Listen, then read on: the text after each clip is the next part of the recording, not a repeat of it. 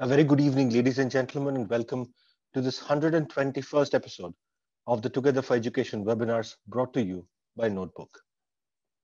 Over the last year and more, since April 2020, it has been our privilege to host this series of webinars. When the pandemic had just started and online education was slowly coming to the fore, we at Notebook decided that this would be a great opportunity to help connect the community of educators around the country. Well, little did we know that more than a year later, I would be welcoming you to the 121st episode. Now, during this period, we have discussed a lot of issues pertaining to school education. We have talked about the curriculum, the NEP, extracurricular activities, games and sports, even talent shows. We have spoken about the house system. We have discussed co-education and even gone deeper into topics like mental health. Today, however, is a topic that I'm sure each and every one of you who's attending this webinar holds very close to your heart because all of you at some point chose to be a teacher. It was not an accident. A lot of you left other lucrative careers. We have had people on this panel who have come from IT industry, from various other walks of life to take up teaching, particularly school teaching. And yet, it stands to reason that there is a very large section of educators who are perhaps not picking this up as a first career choice. The difference, unfortunately, is extremely apparent to anybody who's seen both of them teach. To just give you some idea of the statistics, we've had 121 episodes. Now, over these 121 episodes, we have had more than 90,000 educators who have connected with us on this platform. Now, these are people who decided, like yourselves, to spare their valuable time on Wednesday and Saturday evenings to become a part of conversation about school teaching. And there is a much bigger number, a much wider population of educators out there who would not choose to do that. So today we explore the difference of a teacher who picked up teaching by choice as opposed to those who perhaps did not. To speak about this, our first speaker today is Mr. Philip Barrett. Mr. Barrett retired as a deputy headmaster from the illustrious Doon School in Dehradun after 44 years of serving in education across various institutions. Mr. Barrett served the Doon School as housemaster, head of department, dean of activities, dean of student welfare, deputy headmaster, second master, and acting headmaster with great distinction. He also carried out a visioning exercise for the Doon School in the year 2011 through an in-depth study of a number of British public schools and various schools in the US. Mr. Barrett qualified as a leadership trainer at Wellington College, UK in the year 2000. He is also an athlete, an adventurer, and a naturalist, and we at Notebook are privileged to have him as our senior advisor. Sir, thank you so much for being here. Over to you. Thank you very much, Bayu, for that introduction. And a very good evening to you, Achin, Abhishek, Gagori, and Meghna, and everyone there in the office at Notebook. I'm sitting in Delhi now, having traveled from Dehradun. So it's a new venue. The question I ask is, how many of us are actually doing our first choice career? So many people are working and earning, but is this their first choice profession? Are they stuck in the family business, trapped in some parent decided on occupation? Or have they simply not had the freedom to choose their own path and have had to do what was available? Many of us simply do not have the luxury of having an option. And I think the saddest people, in my view, are those who are trapped in a job they dislike but cannot escape, as either there is nothing that they can do or that they've been forced into doing what they are doing. The job market is not an easy one. And especially over the last 2 years, I think teachers have suffered a lot. And there's been a lot of retrenchment. I've seen teachers who've chosen teaching as their first choice burn out in a few years. And as you said earlier, I've seen teachers who've come in here after a career in industry, in journalism, etc., and who've done very well. Now, the question I ask is, are teachers born or are they made? in my view, my personal view is that it's a calling. Teaching is not a profession. It's a calling. It's a vocation, something like nursing and medicine. But the skills of a teacher can be honed through training and experience. But the other way doesn't work too well. You can have all the training, but without a natural, innate love for children, you won't go very far. Now, in India, we respect the guru. People touch guru's feet. And of course, the guru shishya system is revered. And the profession is looked up to by most people. But the image of the teacher, the poor tuition taking, struggling teacher, so aptly portrayed by Mrs. Violet Stoneham in the movie 36 Chaurangi Lane, people shy away from that. And this is why so many of my colleagues in the 70s and 80s chose to go to Nigeria, Ethiopia, Oman, the Middle East, even, Bahrain and, Iraq. And, their gain, those countries' gain was India's loss, because these were some of the best teachers I ever knew, because they realized the value of the Indian teacher. And in our own country, we were not treated well. I also wonder why in many European countries, Finland especially, the very best graduates take to teaching. In India, it's mostly women who take to teaching. And in the case of men, I have to sadly say it's very seldom a first choice career. And many women too become teachers because for them, it's like their earnings are like the jam on top of the bread and butter that their husbands bring.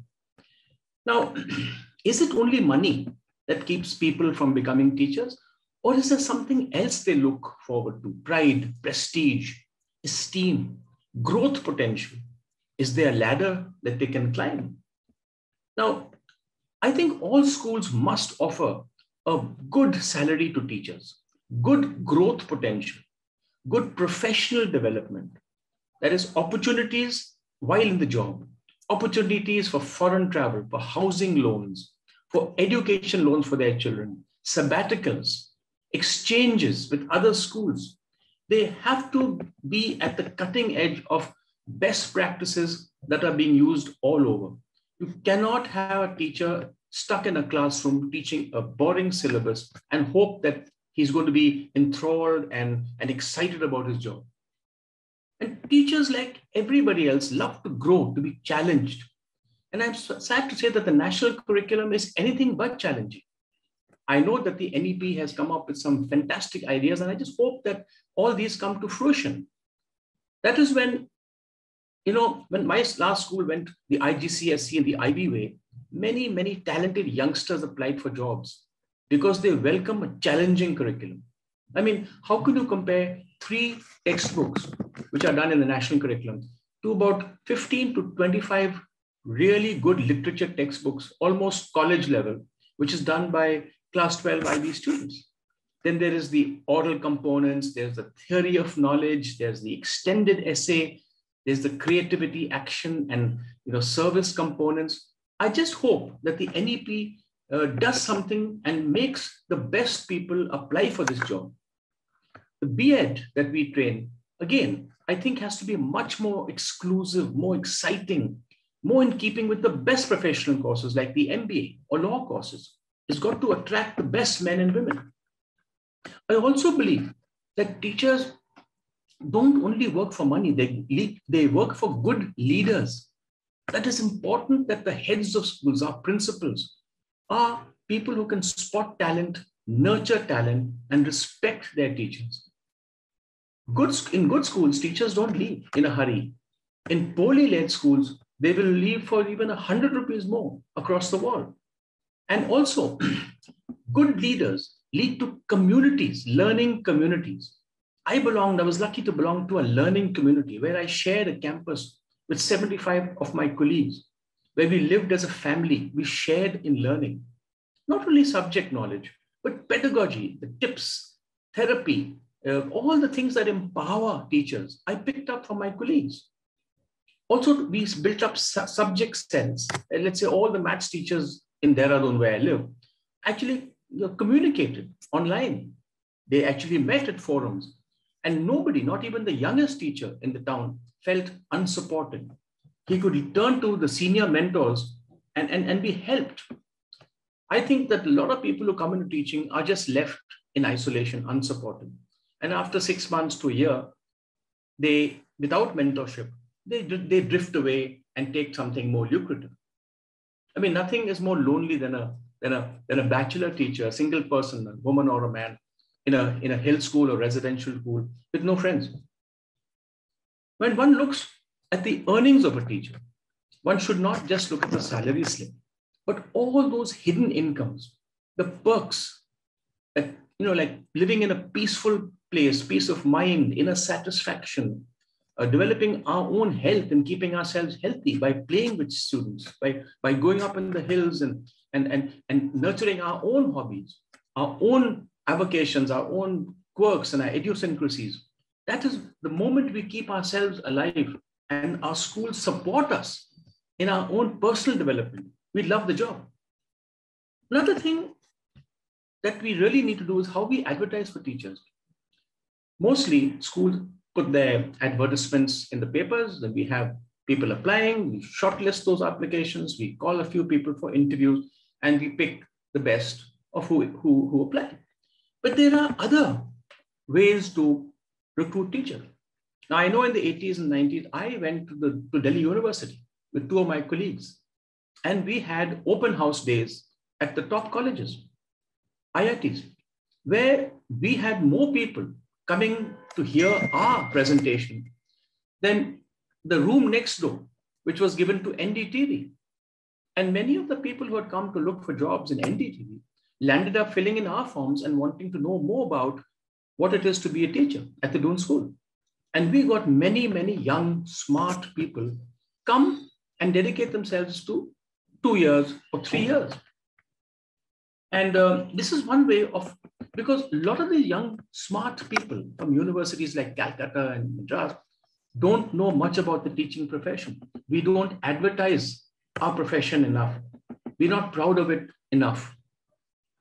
Now, I've been retired from actual teaching from 2016, but meeting with alumni, eating out with students, traveling on my motorbike with my students, just emails, letters, phone calls, dispels all qualms that I might have had about choosing a wrong path in my life. I've had many colleagues in my teaching career who, as I said earlier, have been engineers, journalists, bankers, artists, who came into our profession having failed or got bored or were miserable doing what they first chose to do. And equally, as I said earlier, first choice teachers who were miserable left and are very happy doing something else. For me, teaching is not what I had decided upon when I left college.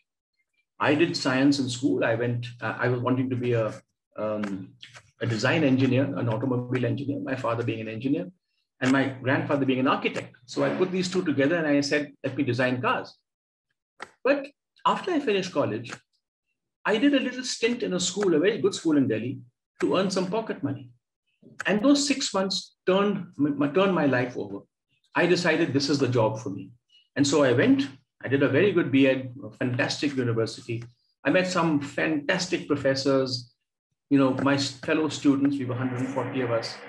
And literally, I got into it and I stuck with it for 44 years, as Shubhayu mentioned. And teaching is not a sprint. It's a long distance event. You've got to hang in there for years, for decades. And so therefore, it is not something that you've got to pace yourself as a teacher. It's not an easy job. You have burnouts. And teaching gives you the opportunity of always learning. I mean, teachers have to be doing some learning, self-learning all the time. One thing I can say of all those budding teachers out there is that I never regretted becoming a teacher. And I promised myself that the day I dragged my feet to class, that would be my last day in school. And so right from 74 to 2016, I worked. And then I found my feet getting heavy and I quit. Because there's no point having a disgruntled and a teacher with a poor attitude in the staff. It is sad that in India, very few people make teaching their first choice. And these are usually children of teachers. And, because they've experienced the joy of living on campuses and being with teachers, love for reading, love for research, love for academia, the love for pursuing a hobby, having so much time and so much holidays. Shubayu will like this one. So many good cricketers that I've known have been school teachers. And Chris Tavare, John T. Rhodes. I even visited a school in England called Winchester School, which is in London. And the counselor there, the psychological counselor was Mike Brearley, who captained the English cricket team. You have the best in those schools. And it's a joy to mix with these people in the staff room. At the end, I'd like to just end by saying that teaching as a career is not for the faint-hearted. It is not for the selfish. And it is not for someone who's looking to make a livelihood. I cannot promise unbridled happiness. The journey, of course, is worthwhile. It's immensely rewarding. To be looked up to by so many young men and women who one is nurtured is a joy that no one can experience till you have put in those decades. With that, I hope I have enticed some of those doubting Thomases to take up the job, because we need the best teach the best. Thank you so much, Shubayu, and over to you. Thank you so much, sir. It was absolutely wonderful hearing you talk about it, because the passion with which you teach just so clearly comes through.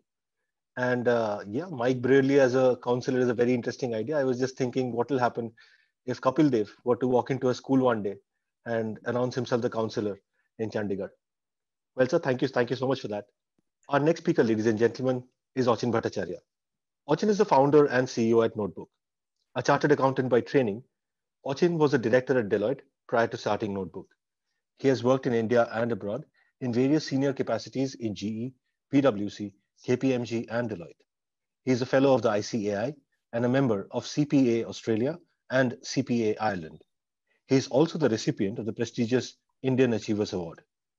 Achin is an avid reader and a passionate traveler with keen interests in economics, history, literature, and philosophy. He is a regular speaker at various forums and chambers of commerce, and also contributes articles to numerous publications regularly. He is also on the board of some of the most renowned corporates and contributes significantly to their brand strategies. Achin, over to you. Good evening, everyone. Shubha, am I audible? Yeah, Achin, loud and clear. I once again welcome all of you to today's session on a topic which I believe is very important. Now, before I go into the details of the topic, I would like to start with something very interesting, which I late last week, I heard from one of my friends. Now, this is about a film which is recently screened in Stanford. The name of the movie is, it's a short documentary, 2 million minutes. Now, and this is a very good comparison of the entire K-12 educational structure in India and US.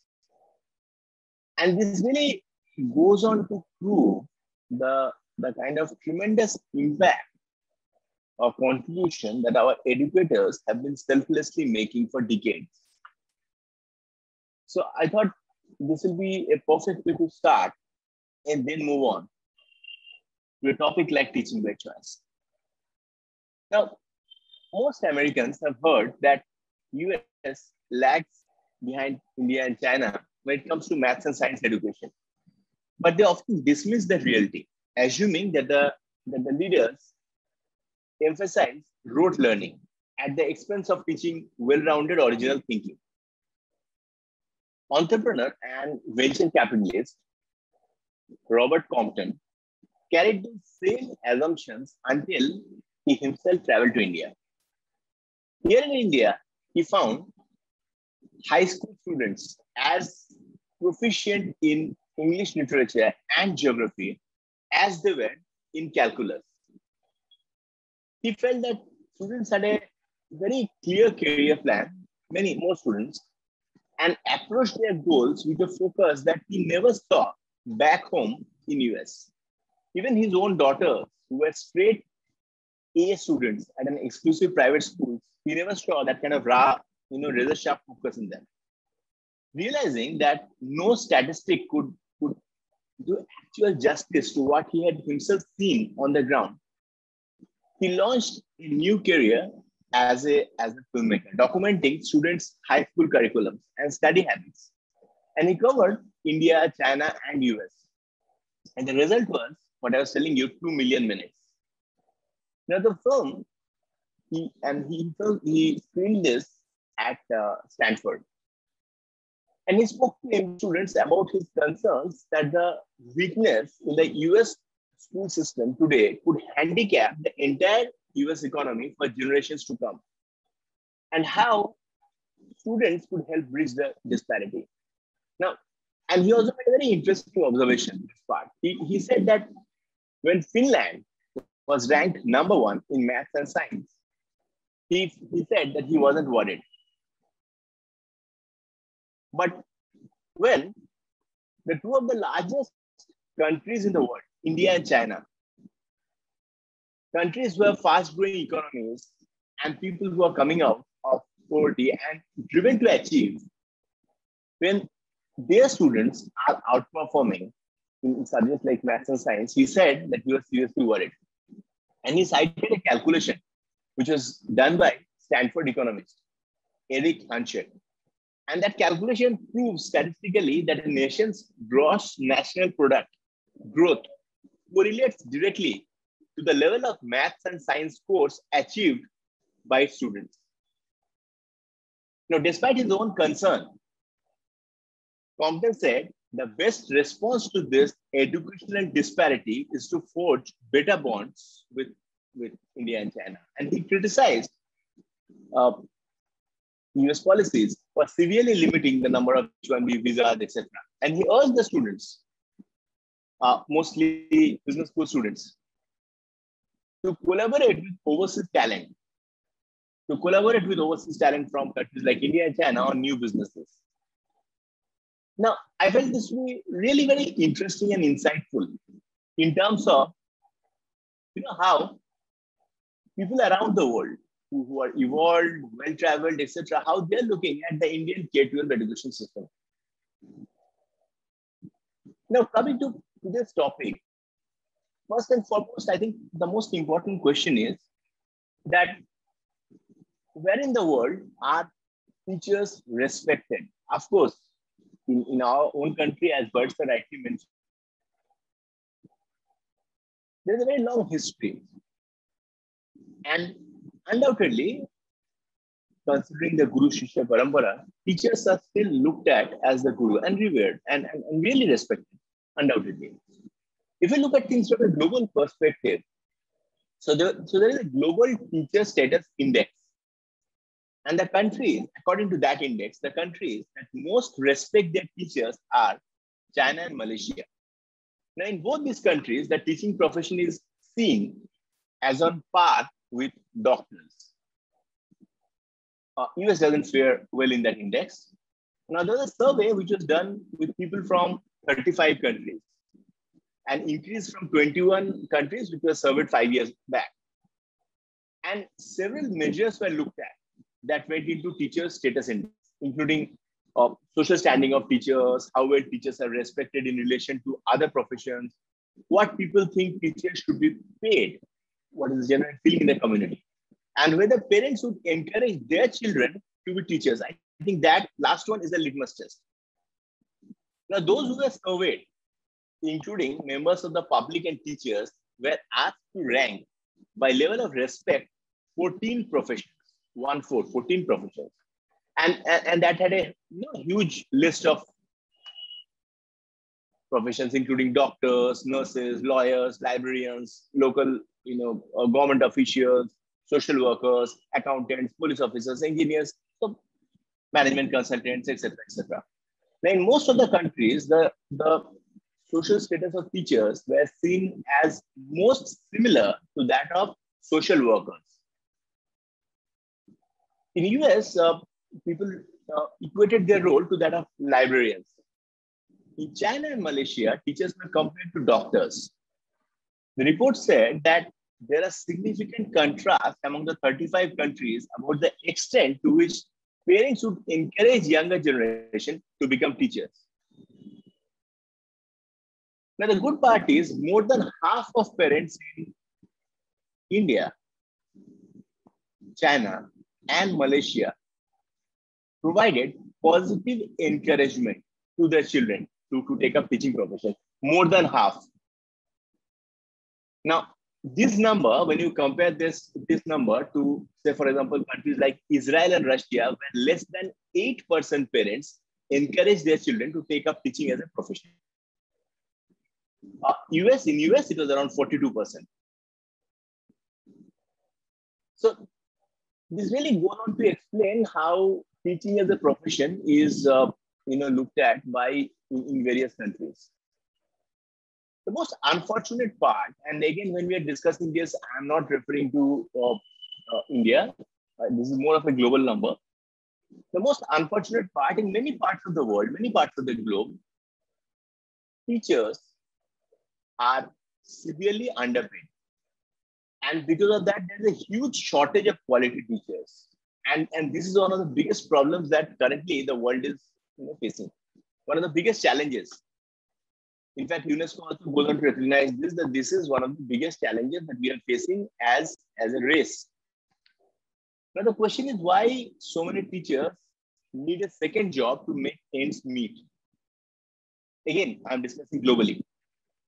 So at times, there's a huge misconception, right? That teaching as a profession, many people feel. And so I've heard this more often from, not from teachers, but from people who are in different other occupations. The long summer holidays, go home in the middle of the afternoon when students leave campus. But I think up to a very large extent, the picture is not so rosy.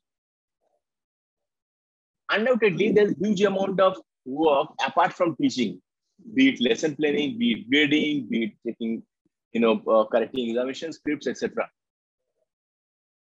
Now, a study released earlier found, and I'm discussing about 2015, that the weekly wages of public school teachers in US were 17% lower than any college educated professional. Now that's really very unfortunate, right? Now, the way I look at it, that this is something that the entire world collectively needs to relook at. Because teachers would not be the only ones who would benefit from a higher professional compensation. I believe our communities would benefit more. Our children would benefit. And our democracy would benefit as well. Now, the bigger question, I think the most important question, why today's college students, why today's youngsters don't want to take up teaching as a profession? In many cases, I think in his opening remarks, Shubha referred to this, Bharat sir referred to that in many cases, teaching may not be the first choice. But, and as I was telling you, the teacher shortages around the world have been one of the biggest news in the education world. I'm sure many of our esteemed educators agree with me. But the question is, what is going on? Now, critics like to argue that today's generation is too selfish, impatient, apathetic, or distracted for the kind of committed public service required for teaching as a profession. I am not convinced, and I'm sure many of you are not as well. We still meet brilliant, dedicated, inspired youngsters who are ready and willing to serve. Many are active in different social projects. Many of these youngsters have seen them willingly accepting even unpaid internships if they feel that yes, they can indeed make a difference. Now, so thus calling today's undergraduates privileged or spoiled, I believe, is similarly reductionistic. That's very unfair.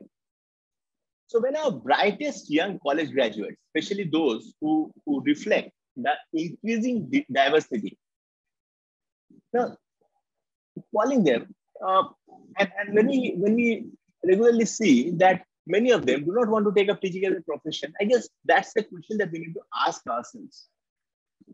Because the teacher shortage will really set back the education agenda.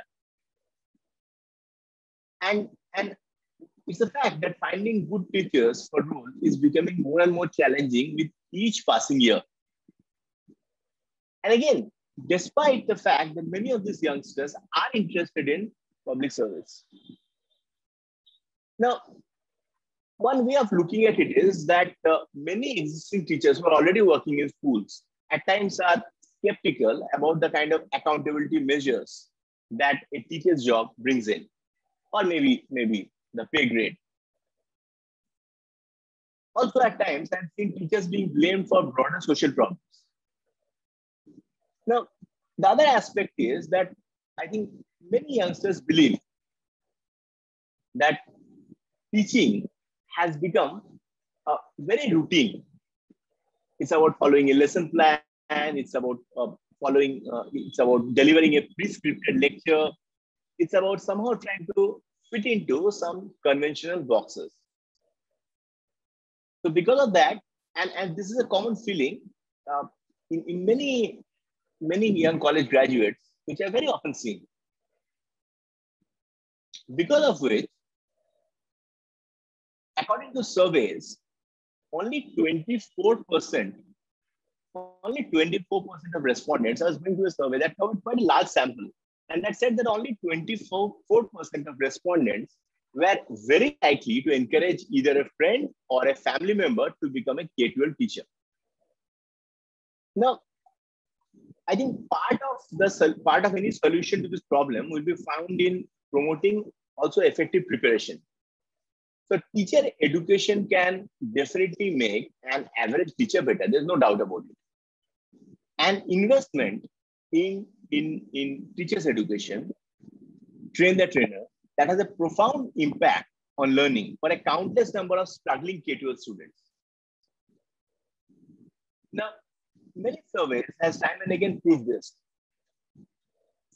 Now, for example, decades of research has shown that effective teaching is not an innate skill, but a complex craft that requires a great deal of on-the-job training, including participation in peer networks, which I think is very, very important. Best practice sharing, workshops, seminars, etc. That's why many high-achieving countries, we discuss about Finland, we discuss about Singapore, Japan, provide ample weekly hours for this type of professional development. According to OECD, Organization for Economic Cooperation and Development, junior high school teachers in Singapore spend about 18 hours a week teaching, only 18 hours a week. In Finland, this is around 21 hours, using many of their remaining paid hours to work with peers in terms of best practice sharing, seminars, conferences, etc., to continuously improve their teaching methods. By contrast, in many other countries, after planning and endless hours of grading students' work, there isn't much time left for anything else.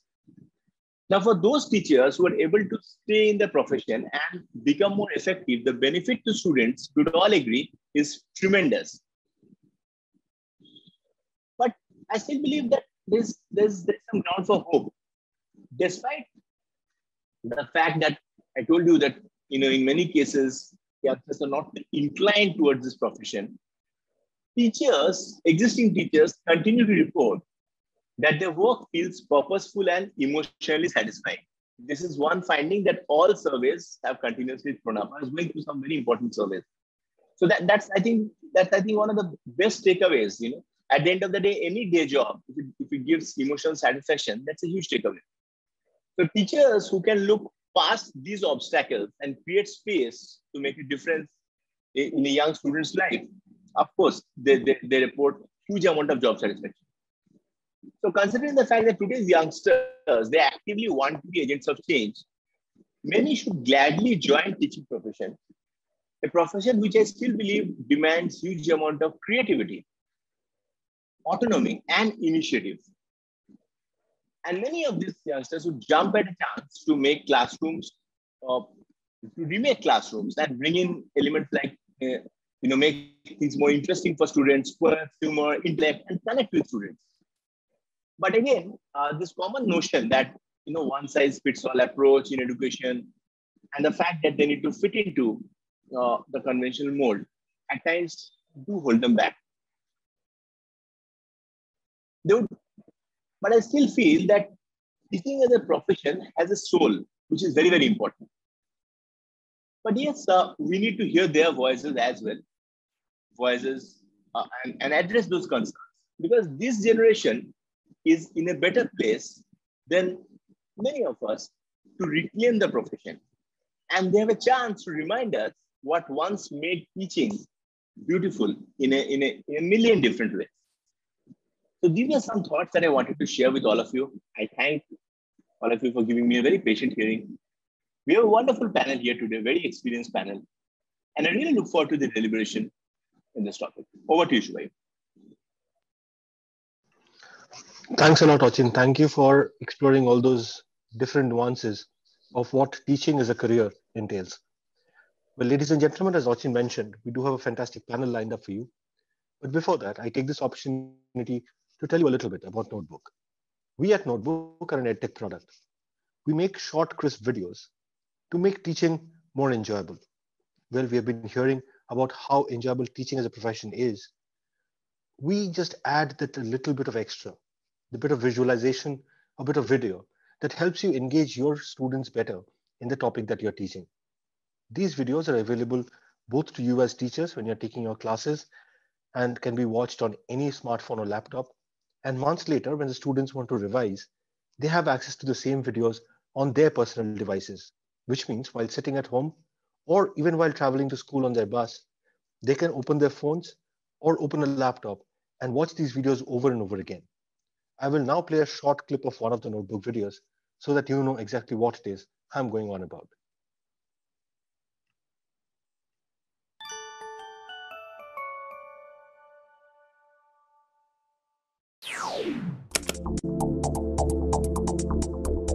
Hello friends, welcome to Notebook videos on measures of central tendency.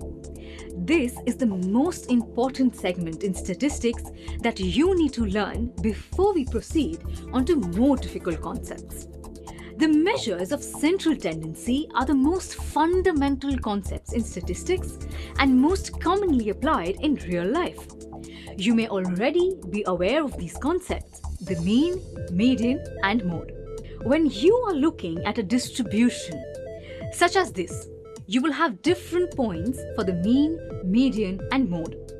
Whereas in a perfectly shaped normal distribution, the 3 points would coincide. Here we see the variations in the mean, median, and mode values given a left skew, right skew, a normally shaped distribution. So what do these values exactly represent to be on different points on the distribution?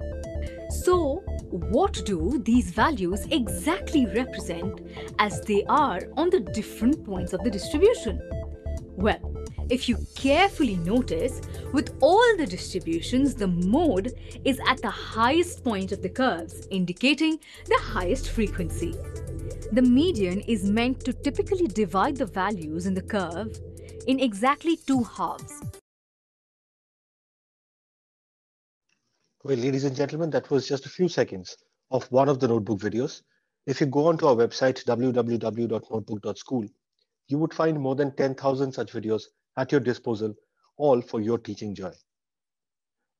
Besides the content, Notebook also regularly organizes events to engage the student and teacher community connect better.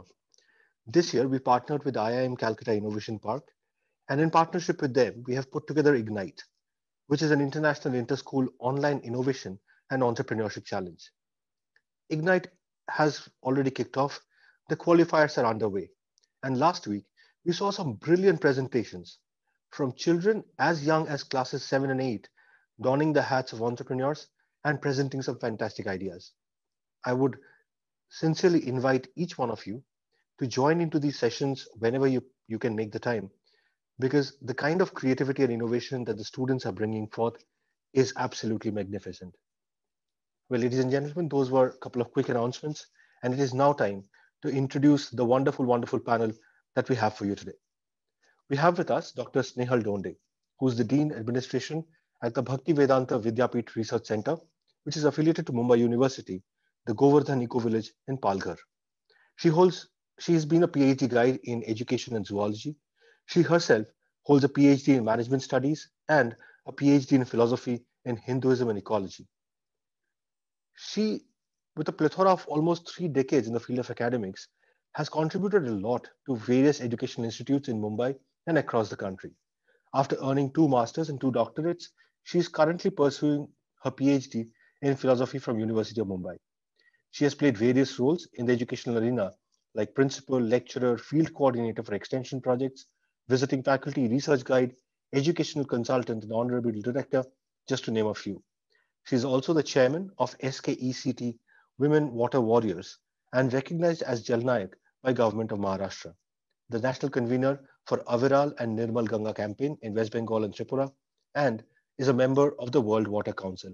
Ma'am, thank you so much for being here today, and congratulations on the wonderful work that you keep doing.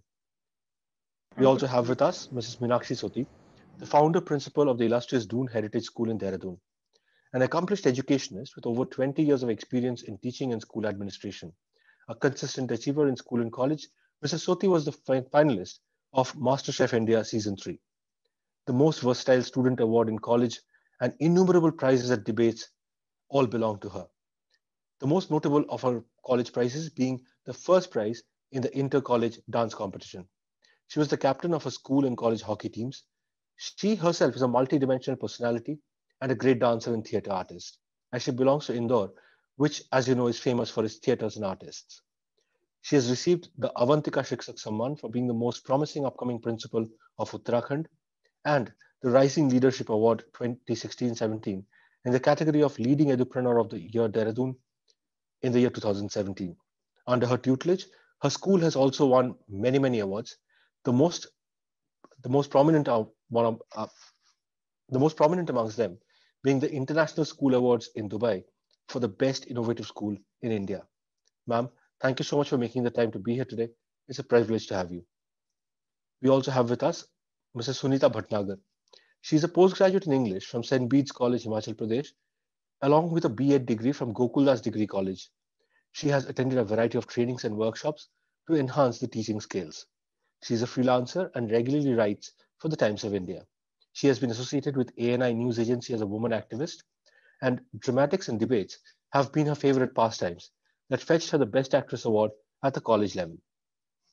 She has been an active member of Sabyasachi Dramatic Club of Shimla.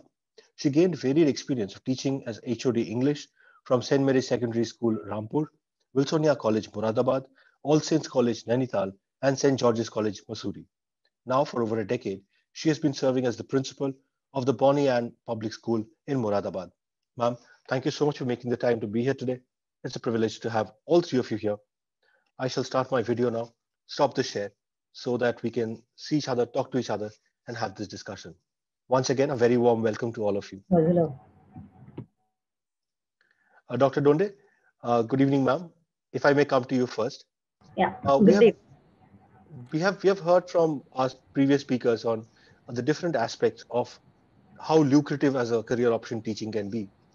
Do you think that over the last few years, has this gone down a little bit in India? Have we devalued the profession? Yeah, while very much thankful to all of you to introduce me so nicely and then allowing me an opportunity to interact in this panel discussion. While you give my introduction also, one thing I would like to add here, I take an opportunity to be here because I'm also a research guide, PhD in education. So a lot of students, those who are principals in schools, they have done their PhD under me.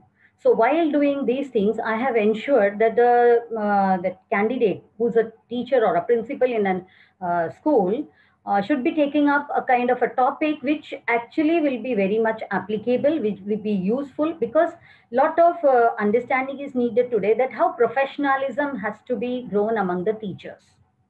So because, since the time RTE had been introduced, the policies of RTE, and the kind of new education policy today we have, it's very, very necessary that teachers must be, first of all, knowing the requirements of the learner. Identifying the learners is more needed. And this is only possible if a teacher is very emotionally bonded with the students. At the same time, they are passionate towards the career, this particular profession. And this is rarely, I see today, because I was hearing to this Doon teacher, and then I was also hearing to Mr. Bhattacharya. See, we have different levels of schools in our India. If I talk about aided schools, then government schools, then private schools, like IB schools are there. So there are different variety of schools, and we can see variety of teachers there. And I find that the dedication and very much, teachers, those who are putting their complete efforts, that we only see in private schools, big schools, infrastructure wise and everything, when they are supported with, they are doing. But when we look at our government and aided schools, like there is some kind of, when the question was also whether the teacher by chance or by choice, I see that when that comes to government and all, it's like taking a chance.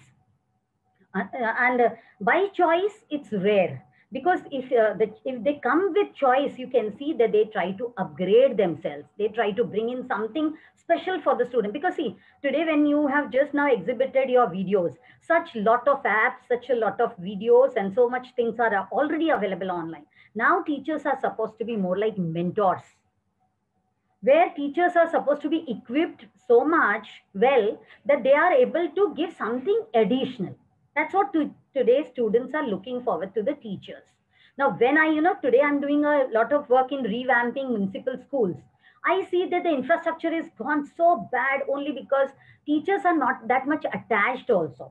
Students' dropout rates are very bad. So I'm trying to revamp, helping the municipal corporation councils to revamp all these things, because the kind of students, those who walk into this kind of schools, they also have the right to same kind of education as it is in big schools. Only unfortunate because of their background that they are not able to meet. But this kind of gap which is there, it can be only bridged by the teacher who is having a good passion towards working, and the teacher who does with interest. So this is what I can say here, that a teacher, if only we say that today quality of teacher is going down, or say a lot of commissions, whenever the policy commissions are coming up with the plannings and all, it always reflects that the need is towards raising the quality of a teacher. From before independence till date, whatever the number of planning commissions have come, their all policies have been designed in that manner only, which shows that today also we want quality of teachers. So this is what I can add here. Wonderful, ma'am. Thank you so much. Mrs. Suti, if I may come to you next, ma'am. Do you think over the so many years that you've been attached with schools and teaching, do you think the appeal of the profession has decreased for maybe a young professional passing out of college? Hello, can you hear me? Yes, ma'am, we can hear you. Yeah, okay. Good evening, everyone. It's lovely seeing all of you and interacting with all of you. Well, you people are very, very qualified and well experienced. I consider myself just a beginners or the learner, because I do feel that education is nothing but a learning process. And we must work, and the goal should be that all the schools need to have an ideal learning place. So the school can only be an ideal learning place if we all are learning at the different stage, whether from top to the bottom. It's not that only the children are learning. So every day we need to keep on learning something new, because we are dealing with every time with a different generation. So whatever we have studied, whatever the education we have got, that is altogether a different scenario. But now the new generation has a different kind of setup, and they need different kind of teaching process. So when I established my school, and at initial stage when I was looking for quality teacher, what I found that people are not passionate about teaching. There is a lack of passion, one thing. Second thing, imparting education has taken something backseat, which is one of the oldest professions, but now it has taken one of the backseat. And while I was trying to find out passionate teachers for having a good setup, I was finding it very difficult because maybe there are so many issues. I can say that they are underpaid also. Way. Most of the quality people or quality educated people, they go for the different streams, or they opt for different profession. So we don't get that kind of quality, that kind of passionate people towards who are inclined to opt for this kind of profession. But gradually, if you are passionate about your profession and you really understand what exactly need to be done at basic level, I think you will be able to achieve what you want, because my journey for this school is a very, very small, I can say that. We are one of the youngest school, but we have become one of the successful school in a way that this is the third board, 12th board result have come out, and we are 1,500 plus students, just 6 years of time. And this is all possible because of my teachers, I feel, because today this 12th board result is out, and we got 99% highest marks, and there are 24 students who have scored more than 95% in all 3 streams. So I feel this is just possible because of my teachers. So I just motivated them in a way to be a little professional, so and be passionate about teaching. And I feel that the conventional way of teaching is one of the best way, and any kind of note software or any kind of aid should be treated as a aids only. It is basically one-to-one teaching. I feel that teacher need to be very passionate about the child, their need, and for the whole holistic development. So not only infrastructure is needed, but the human, we are dealing with human, be it a teacher or be it a student or the parent or anybody, which keep on changing. We can't, control them or bounded them in a very small framework or in a fixed framework. We have to keep on changing. We have to keep on understanding about the need of the child. And each child is unique, I feel, and a common child especially must get all kind of opportunities, and so that we can tap out one of the best, their potential for their making their future. So this has just worked for me, and that's why I feel that my school is doing wonderfully well. This is all because of good teaching, and we keep on teaching them on a basic ground, different trainings, and the notebook is also helping us because we are very happily using this app, and my children have been benefited for this because my result is showing that, and this is perfectly working for me. So what I can say and what I can suggest is that what has worked for me, I can only suggest that only. So I can only share my experience, and I just say that, yes, this thing has worked for me. Let's work together. Let's take all kind of advantages, and whatever is the best possible, we must give to the child, because our child is very important and deserve everything. So I feel that this is my view regarding this particular thing. Please carry on. Thank you so much, ma'am. First of all, heartiest congratulations. Those results are staggering. Yeah, I'm overwhelmed with my result, and that was the reason I was giving my excuses not to be the part of this webinar. We are so glad that you're here, but heartiest congratulations. And if Notebook played a small part in that, we are very, very thankful to have been part of the journey. Definitely. We really see that it has really worked for us. So whatever is possible and whatever the little we could achieve, a Notebook has also played a very important role in that. Thank you so much, ma'am. And I think this is something that we keep on reiterating here at the Together for Education webinar. The most important part of a child's education in school or even outside school is the school teacher. They are the only irreplaceable part of the whole equation. You change the walls of the school, you change the color of the board. Even we at Notebook will say this, you change the software they learn with, right? Could be replaceable, not the teacher. And the teacher has the greatest, most profound impact on any student. And which is why we at Notebook, the idea is never to substitute. It's impossible to think of even substituting the teacher. We try and provide an aid to the teachers that they can, kind of use to make the learning a little more visual. Interesting. That's what we try Interesting to do. also. Yeah. Thank you. Thank you. Mrs. Bhatnagar, if you may come to you next, ma'am. What would it take for, let's say, graduates of B schools or people, as ma'am said, people with such phenomenal results at a school level to say that, okay, I want to be a teacher in 3 years' time. That's the career path I want to choose. What would it take to make it happen? Actually, number of qualities are needed for that. And actually, I should say that the value-based character is needed to be a teacher. When we talk about the noble professions, then teaching is always kept at the top because all the other professions are coming out of it. A teacher is always behind every single person, no matter what profession a person has chosen in life. So the importance of teaching can never go down. It will always be placed right at the top. And if these myths are there that, okay, it is coming down. So I suppose that the change is the main element which is there. As the time is progressing, we have seen after every 10 years or 5 years, the changes do come about because of number of factors. And now because of this digital factor, technology coming into the education and every field actually, the changes are natural to come up. And we have to accept and we adapt accordingly. So the...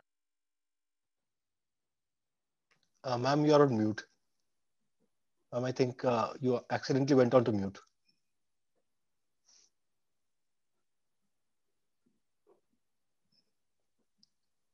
Ma'am, if you could please unmute yourself.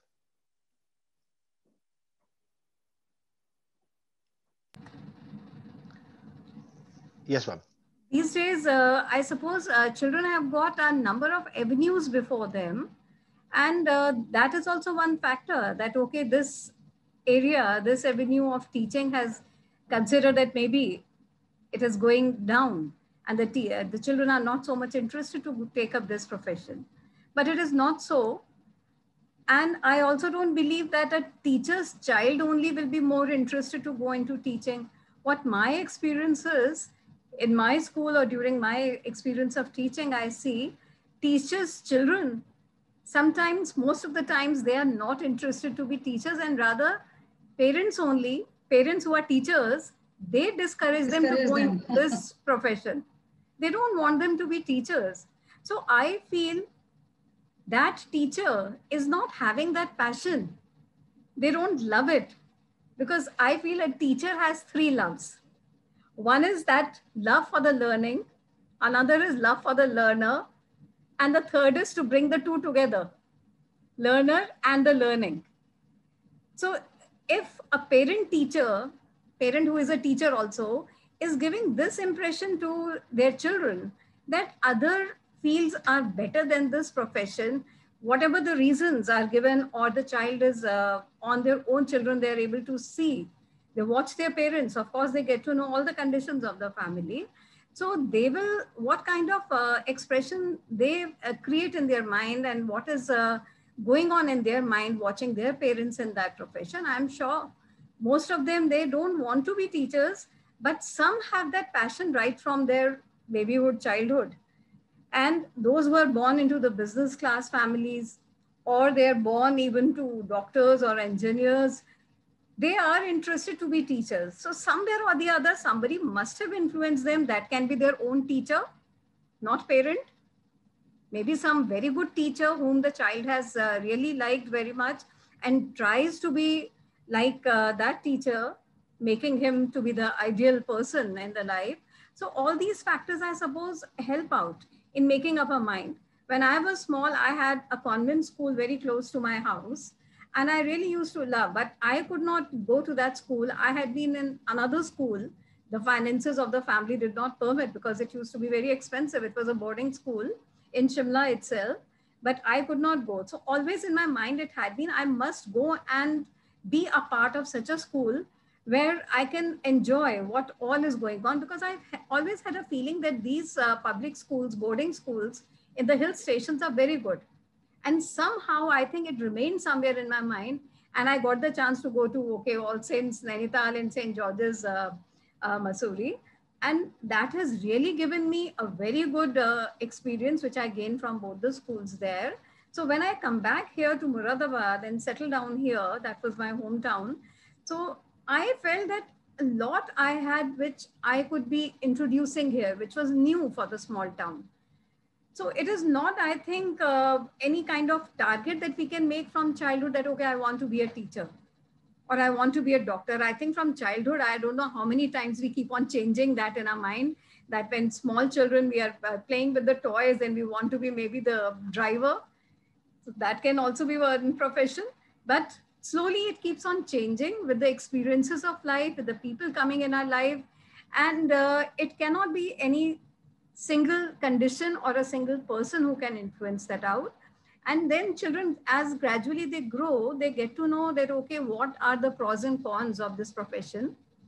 And that also keeps on changing with time. Earlier, of course, teacher had been given so much of respect and always kept at the top. And especially in India, in the Indian culture, the guru was always worshipped in every manner. That tradition is going on, but somewhere we feel, that bonding has started losing away its hold. So that bonding, who is responsible? I think teachers themselves are responsible for that. If teachers make that kind of impression, or they are making a good bonding with the students, a student, I think 100% students would like to become teachers, take up this profession. But then all these coaching centers coming up, I don't want to take any name, and the parents' decisions, all those things are like, I suppose, hindrance. We are coming in the way. We are making a child think our way. Father says, become engineer. Mother says, become a doctor. What does the child want to become? That is forgotten. So it is, we are the people who are putting into the head of the child that you take up this profession. This is good. And we keep on talking about that. Let the child do his own research. Let the child find out on his own. Let him get influenced by the people and let him decide out. These days, like many of these skills which are being given so much of incentive everywhere, fine arts, music, and we do see so many children have started turning towards that direction too. But teaching can never be out. Let it be whatever, because they're also, doctors also are professors. They teach their students. The interns are there, but I think only teaching the interns are not there. B.Ed also, there is a small period of time when we are given a training to actually have the practical lessons. But still, that is not like internship. I don't call it internship because we are not trained how to do it. It's all academics in B.Ed. Just now it was mentioned out by sir. So I feel that we are only given the academics. It is all in the books that how we should teach or what all, and the two main subjects in B.Ed. But actually the proper internship is needed, which has come in the NEP now. It is going to be like 4 years along with the graduation. They can take it up for B.Ed also. And it is not necessary that a person has to be a graduate. Even after class 12, they can directly start up with the internship. So that internship is now being given a lot of importance, which was actually needed. So I'm sure this career has a very bright future and it will never fade away. It is one of the professions, I should say, which can never fade away, because a mother is a teacher, the first teacher. Teaching can never stop. Teaching will always be on. So if we talk about it, earning, when we attach along with it, that will also be there. That depends upon the person, how the person is in teaching and the content part. And a teacher actually has to be an actor. It is not just content that the teacher knows, how much knowledge a teacher has. It's a lot more. A teacher has to be lots of, I think, role plays and I think theatrical in every manner. Lots of things are there which are attached with teaching to make it interesting, art integrated, or using any of the other ways to make it interesting for through the activities and all. So I'm sure the methods are changing, but teaching can never fade out. It will always be there. I find both the aspects. Some feel it is fading out and some, I don't think it will fade out. I'm not in favor of that. Thank you so much, ma'am. Fading out is definitely not a possibility. The question was primarily based on the fact that if I, as Achin mentioned, there are now stats saying that in surveys, it's not looked at as favorably. But I think you brought in a very interesting construct, which says that our parents, let's say I'm today 37 years old. So when I was graduating from school or graduating from college, my parents' advice to me regarding my livelihood choice was based primarily on stability. Yes. That find a job that gives you stability, gives you an earning over a period of time. Today's parents might not be giving the same set of advice. And therefore, it's a cyclical thing that at some point, the students would be free to, take up callings that are closer to their hearts. I think that's a very, very interesting construct. Why I feel, may I just intervene? Yes, ma'am, please. Please. Because it's a panel discussion, so I thought I have that things I can talk in between. So like, I'll tell you that it's not like earlier period when teachers were paid less. You know, with the several pay commissions, the teachers' pay scale also has become very good. So earlier it was like when person was not getting any kind of job, they used to come into teaching. That was the way of thought process, and that was going on. But today, with the pay scales and the kind of opportunities which are there in the schools, I'll tell you, many of the corporate people I've seen leaving corporate and coming to, for teaching purpose. Yes, because they feel here there is a lot of respect. They feel here there is a time bound, like you have this much timing of working and then you are getting good salary. This is the kind of situation today. Contemporarily, if we see today, it's a very different situation. And in fact, like earlier, parents used to say, go for medical, go for engineering. Today, people say, go for education, teacher, become an educator, become professor in the degree college, go to the school teaching. So it's like, the pay scale today is also become so good that it's more respectable job. Your earning is also become very good. So now I feel when this situation has changed, now it's time, like very well said by Meenakshi madam also, and even by Smita madam, that today, whatever you people are providing, like apps and other things, they are very well giving a support kind of an aid. Yes, they're just support. So teachers' job is become much more, I will tell you, it's become very important. And very, these aids are helping it so nicely that teaching learning has become very easy, I must say. And when Sunita madam was telling about the, teachers teaching the subject, I tell you, when I have done a lot of research in the schools, I found that teachers don't know about the handbooks which are there in the curriculum framework. Because this handbooks gives you a guideline what you are going to teach and how you are going to teach, at what level you are going to teach, how. Very, very rarely. And that's why, like, we talk of internship training and all these things. In-service training. Now, when I go for giving training also to some schools, very young teachers, they will say, no, we don't require this. This is another kind of a training which is happening. So many training keeps on happening. But if they take it with the spirit that every situation, every person, every experience can add to that grooming. This kind of a spirit is required by the teacher. That's why I'm telling you, it's not that today, it's not by choice. More people want to come in by choice. But then today, because as I said, pay scales have become good, chalo chalte. That should not be that way. When you are getting good, you are satisfied, give better. Try to become better, more improved. And all these things are adding. This is helpful. So it's become very easy in teaching learning method that these aids, I should know which aid I should use at which place. Unless I experience these things, I will not be able to use it.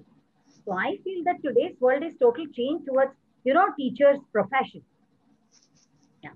Exactly. Wonderful. This is what I was saying, that life skills, relating the things with the life skills, that is what is needed. Because just being bookish will not do, then hands-on or whatever. It's a teacher's inlaid skills which are needed to make it interesting. That only I was saying that the conventional way of teaching, understanding the child's need. Each child is unique. So you can't, take them universally and whatever you are applying, it is going to be the same for everybody. No, it's not like that. And especially I feel that if you are a teacher who is teaching class 2nd, should be so good for class 2nd child, like if the child is 8 years old or 7 years old, she must understand what is the psychology of an 8 years old child, what is the need, how will he catch with that. She doesn't need to be very, very qualified or scientist or PhD for, she just need to understand the psychology and the complete phenomena that how to take out best out of an 8-year-old child. So we have to make things available to her, and we have to make her efficient and very, very professional enough for class 2nd child only. If you are taking class 2nd, the same goes like if you're taking class 3rd, 4th, according to the age, the need is going to change. And we have to make the teacher is so receptive. They need to learn, they need to change, they should be very spongy, they themselves need to be very, very good learner. Then only they will make the child a good learner. Present era is such a beautiful one where we have so many search engines, and it gives us handy kind of, how you can equip yourself best, you can skill yourself best, in what situation, what you can. Only thing is teachers need to be alert, sensitive. From where, what I have to pick up, what I have to apply where, and all kinds of ideas are available. Unless and until we keep us in the shoes of a learner, update ourselves timely, and this is all required today with the self-explorations. Because I feel a lot of things is available today. As we say, with the globalization, liberalization, and these kind of situations, the boundaries have disappeared. So you get an easy access to all things. So it's become so beautiful world. And here the difference is that we are molding some live things. It's not just an object. So this is a very noble thing. So we have to do it with passion. Wonderful. I just love it when I don't have to say anything and the panelists are just discussing it among themselves. This is what is needed in teaching. The teacher has to speak less and the students' involvement has to be more. They have to be talking. A teacher should be just listening to what is coming from them. Give them one cue and you will get 10 things out of it. So actually the teacher will just put the inputs in between and the students will be doing the most of the talking. Yeah. So at the same time, you're a teacher, but at the same time, you're a student also. Yes. So we are also learners. Yeah. We are all-time learners. Wonderful. Now, the next question that I have takes from a little bit of personal experience. Achin, as you know, chartered accountant, director at Deloitte, one fine morning says, I really want to do something in education, leaves his job, starts Notebook. I was also in the corporate, left that, came into Notebook because we felt that we really wanted to contribute to the cause of education.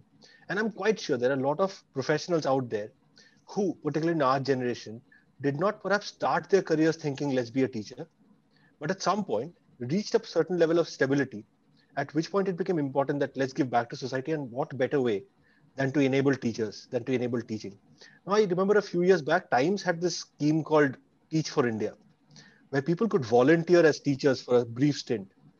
Now, do you think if such programs are run in a more systematic and a wider nationwide format, right, would we be able to drive professionals to become slowly over time, become teachers in our government schools where we really lack, people who teach by choice?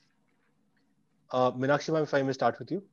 Yeah, actually this is something, a very good topic, which I would also like to cover. My experiences have made me understand that one of the best teachers who have really produced one of the best result in my school and really made me happy as an head of the institute were the teachers who have come from the corporate background, or they have come from different profession and they opted passionately this profession as compared to the old teachers, because I have seen that they are not ready to change their pattern. They are very rigid about their ideas. This is our way of teaching. We'll be doing this only. But I have seen the younger generation, they are more flexible and they are very good learner. So they learn very easily. They don't give very tough time to me to, to make them learn what exactly I want from them. I have little problem with the older teachers who have wonderful experience. They don't want to change. They just say that this is my idea. I feel I have already done so much. they want to take pride for that thing, that they have such a wonderful experience of so many years. So I just say that maybe you have a lot of experience, but the child you are dealing with is from today's generation. The whole scenario got changed. His thinking is changed. He's not going to learn like that. So they also have little bit, innovation in accepting technology, that sometimes it becomes hindrance for them. But now, because of this COVID corona, if this particular technology would have not been there, we would have been in a very disastrous situation, and we could not do anything. But just because of this technology, this online classes, be it notebook or somewhere else, people were opting it, and immediately we were able to help each and every child from playgroup to class 12. And everything was done online. So the technology has taken a great importance in today's education system. It has become, because anything can happen, whatever this unprecedented situation has happened, anything can happen anytime. So we need to be well equipped for that. So I feel technology has taken a very important role in today's education system. And in NEP also, they have included this vocational training and teachers training program, and skilled labs, and these kind of things have been taken into just because now I feel it's a need. It's a need. It needs to be done like this. Wonderful, ma'am. Thank you so much. Mrs. Bhattagar, if I may come to you next, ma'am. Yeah, actually, I feel that like time to time, if people, they can move out of their profession and maybe they can give some time, whatever is available to them, in teaching, so that quality or the actual facts may come with which the children can again get better knowledge than what they're getting from the books. Like a chartered accountant can be invited to school, or on his own, if he offers out, it can be better. Yeah, we do that. We have already been doing it. And this is what I feel. When they come, they tell out so many options or so many new things which have come up. Because the books are printed and then they are going on and on. Maybe the changes sometimes don't come. So the actual facts, whatever are there at present, those can be shared with the students. So time to time, I'm sure the commerce students, they will gain a lot. They will get to know a number of things. Same way if an engineer is coming or a doctor is invited, so they can tell out exactly and correctly what we may be telling with our inputs from the books. That may not be so accurate. Say, suppose talking about giving first aid only. So if a doctor or a nurse is invited over, or she comes and trains the children, because it is needed in the present time, for the safety also, for personal safety, or especially in a public place, we can save ourselves, we can save others at such a time. So I suppose first aid becomes very important. We recently had an accident of our staff right in front of the school gate. So at that time, suddenly the people were at loss what to do, even the teachers. So all of a sudden, when nobody is around and you have to take action, I think everybody needs that kind of a training. Same for the finances. So many people, even I had been very scared to go to the bank up to certain age. And it was like so confusing, and what to do, and asking somebody where to go, how to do, all those things. And I mean, not being, I mean, from the commerce stream, I did not know. Those children are still there aware, and I think present children are better. And even now, when we have to be taking up all the things digitally for our generation, it had been very tough, very difficult. And we were slow learners also, I feel, for that. Very slowly we are picking it up. But these children, they themselves can also be helping us out in that, and they are doing it. So these sabbaticals, what are mentioned now, these used to be a part of the universities and all earlier. That when I was trying to get to know more about it, it was like after 6 years of working for a university, 1 year could be taken up as sabbatical, in which a person could roam around, go around, and would be away from the work.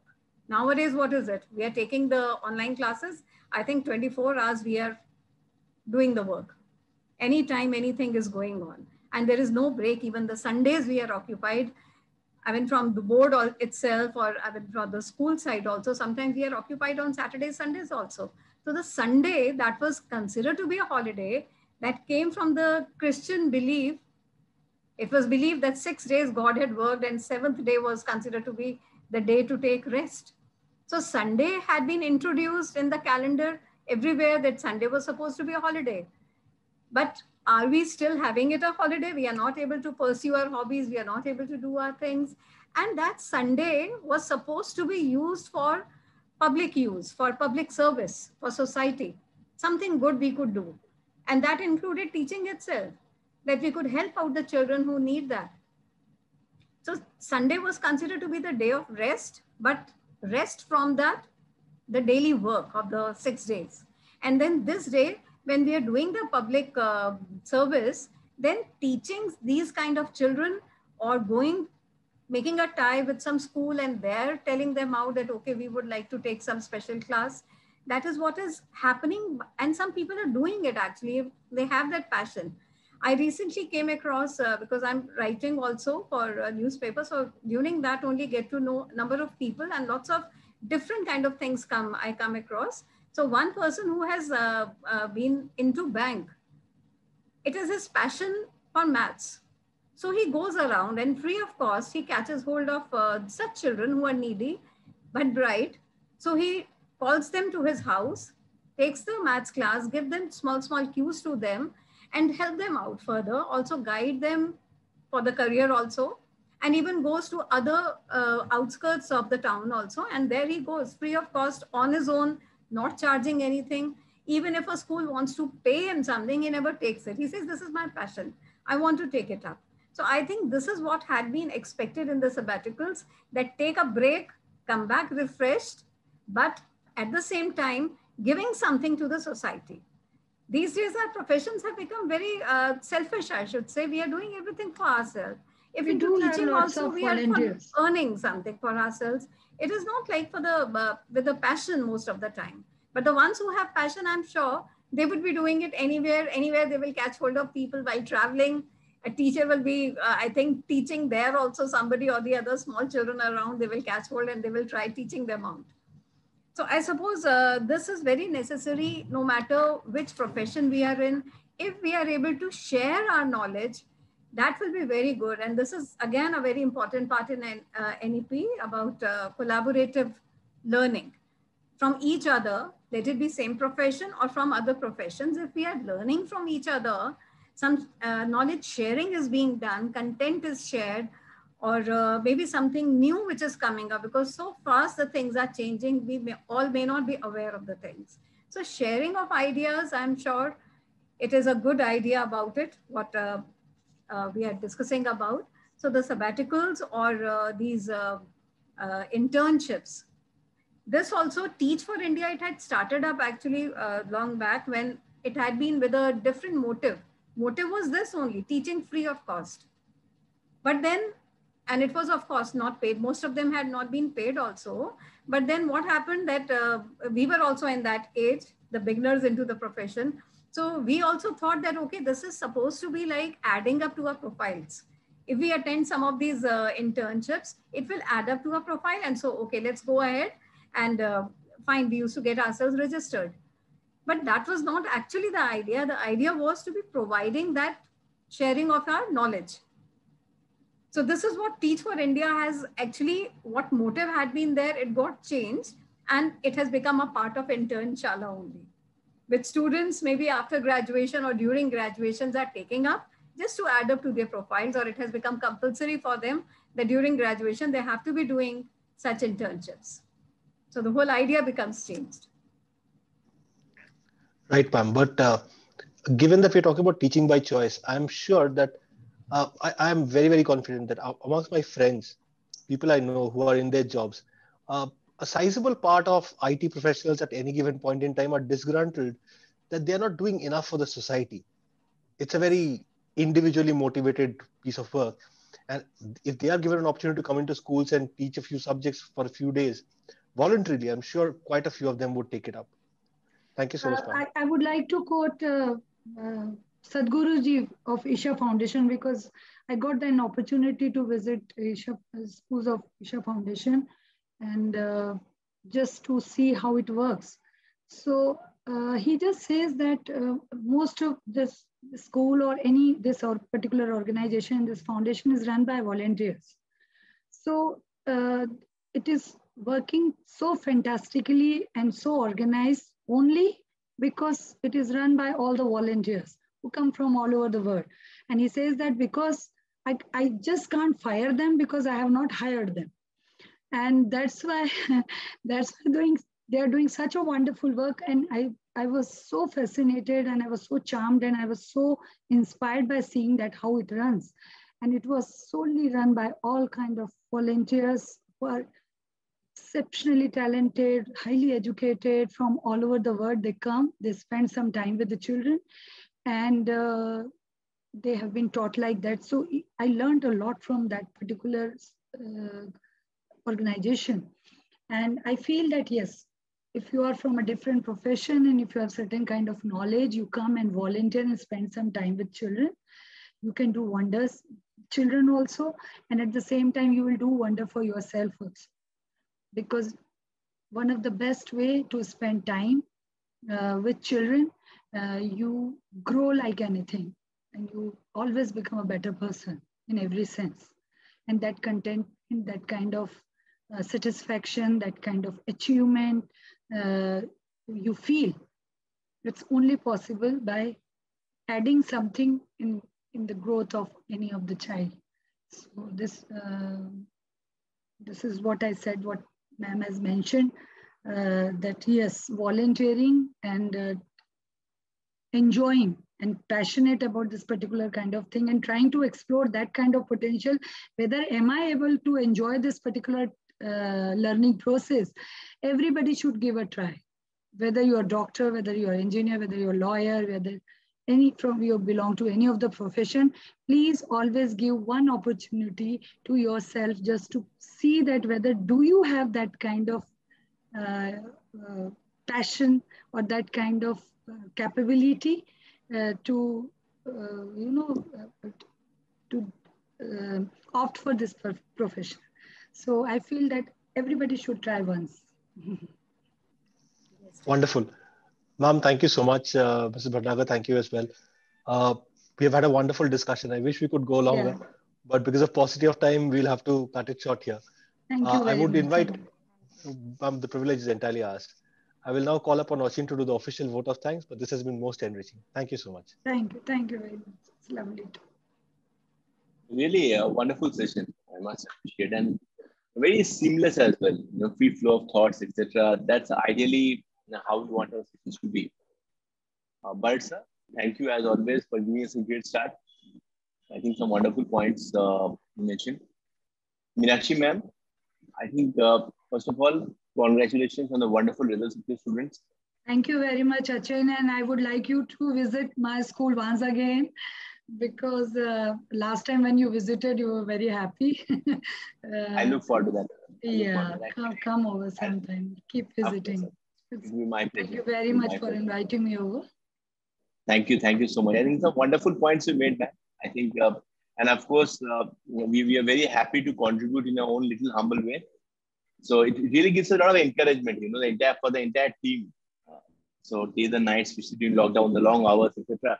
We actually see your work, helping and giving results. That's the most satisfying part, which I'm sure. So wonderful. I'll pass on this to the team as well. They're very happy. I think some other very wonderful points you made, man. Very relevant points. That each child is indeed unique, and we at Notebook completely agree with this. And personally, this is something that has always been at the core with regard to individual learning curves and the fact that how can we ensure that there is something for every child, something for each child, right? Not necessarily only for the topper, or only for someone who is struggling to move to the next class. I think every child is equally gifted. I honestly believe that it's only a question of engagement. Are we able to engage the child adequately? Because once you're engaged, you're curious. Once you're curious, rest is bound to follow. So if someone is not doing well, it's not that he or she fails, but I guess the entire system fails. So to that extent, I think I completely agree with you. And also quality and passion, the two things that you mentioned. Because if there is passion, of course, even if someone comes into teaching profession, not as a first choice, but over the years, develops a knack for it and gradually improves. I think that's a very, very practical and optimistic way and very, very relevant way of looking at it. I think thank you so much for that. And also, I think it really takes a lot. I think this is something that I really admire in you, ma'am. Earlier also, whenever I've interacted with you, the fact that you mentioned that because of your teachers, the fact that your school has grown so much and you attribute that success, a large part of it, to your teachers, I think that's very wonderful, really wonderful. And thank you so much. Most welcome. Dr. Donde, I think, ma'am, first of all, thank you so much for being here and for sharing your perspective. As a dean admin, I guess, and considering the fact that you're interacting with PhD students, as you mentioned, I think the very relevant perspectives you shared with us, ma'am. First and foremost, the importance of teaching aids and how things have become much easier for teachers, and then how the role of teacher has changed, I guess, from being information providers today being mentors, facilitators, etc., and promoting engaging discussions, which is very, very important. And also, ma'am, I think you meant the whole mention about globalization and liberalization are very, very important and relevant topics. Because today we are teaching our children for jobs that today may not even exist. We don't even know 2 or 3 decades down the line, the nature, the challenges, the kind of skill set that will be required. So huge challenge in front of educators. And I think the other thing that you mentioned, very, very relevant, is irrespective of any profession, at the end of the day, it is always teachers who have contributed to it. So really wonderful. Thank you so much, ma'am. Sunita, ma'am, thank you so much for being here with us today. Value-based character. That's the first thing that you started your deliberation with will really stay with me and with your esteemed audience as well. I think you really, really, really, mentioned it very appropriately. That value-based character, the need to take up teaching as a profession, which is so important. The fact that we hold our teachers in such high esteem also equally calls for, and that's a quid pro quo, calls for value-based character, which is so essential for this particular profession. Any profession for that matter values, but I think for teaching as a profession, value-based character is very important.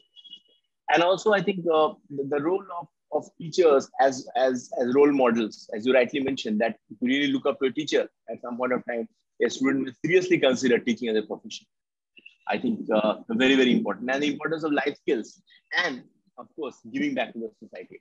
I think these are some very important and great takeaways. We really had a wonderful session. I thank all of you for your time. I also thank members of the esteemed audience for their time here today evening. We really look forward to your encouragement. Thank you very much.